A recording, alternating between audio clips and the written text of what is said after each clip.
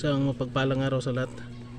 Ito na naman si Stone Hunters TV na nagbabalik at mayroon namang ipapakita sa inyo mga hunters na kakaibang mga mutya na aking nakalap sa aking paghahunting sa bundok.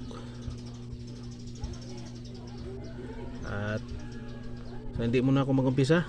Maraming salamat sa walang sawang nakasubaybay sa aking munting channel. Okay. Mga hunters, nauna ipapakita ko ay yung mutya ng bunga ng isang kahoy na crystallize. Ayan o.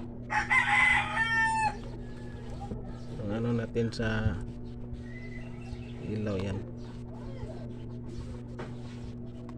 tagos.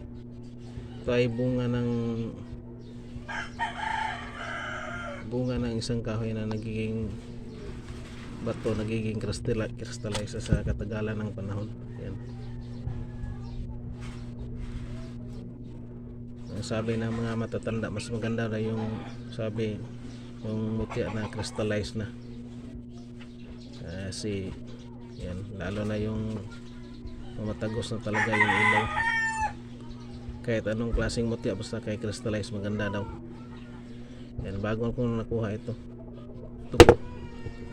Bunga ito ng kahoy, yan, na nagiging bato. Yan. Yan.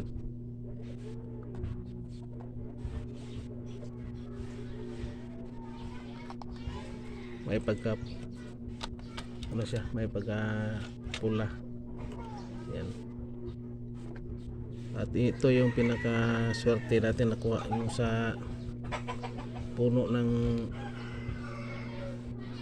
tawag dito, lansunis. May nakita akong parang bunga.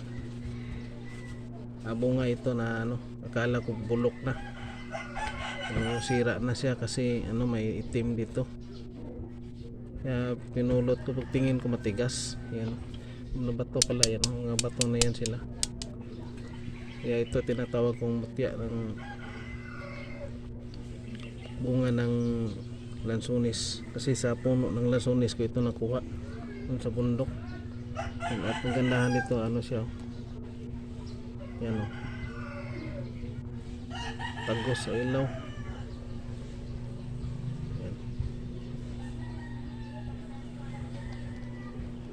Mayroon siyang ano sa taas. Yan. Yan. Ganda.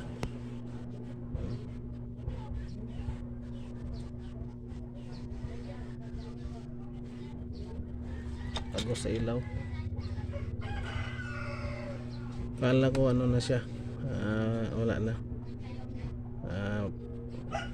Ano na bunga ng lansunis kasi puti na siya, tapos yung itim na ito may ano na siya, puro bato. Yan, bato pala, ay nagiging mutya na. Ayan, nakachamba na naman tayo, mayroon tayong nakukuha na mutya ng lansunis. Yan. Big shout out na lang sa lahat. At ito ay maganda talaga, ito gamit pang paswerte. Ito mga bunga ng kahoy na nagiging bato, crystallize na siya. Lalo na itong lansunis na negosyo, ito yung mga gamit nito. At maraming salamat. Sana igabayan tayo palagi ng Panginoon Diyos at bigyan ng maraming blessings. At sa mga naniniwala lang dito sa mga usaping mutya, ang matindi din yung paniniwala natin, ito ay nagbibigay din sa atin ng protection na swerte. And big shout out na lang sa lahat. At hindi tayo makalimot, yung Panginoong Diyos pa rin pinaka makapangyarihan sa lahat, at siya yung umika sa lahat. At maraming salamat and God bless sa ating lahat.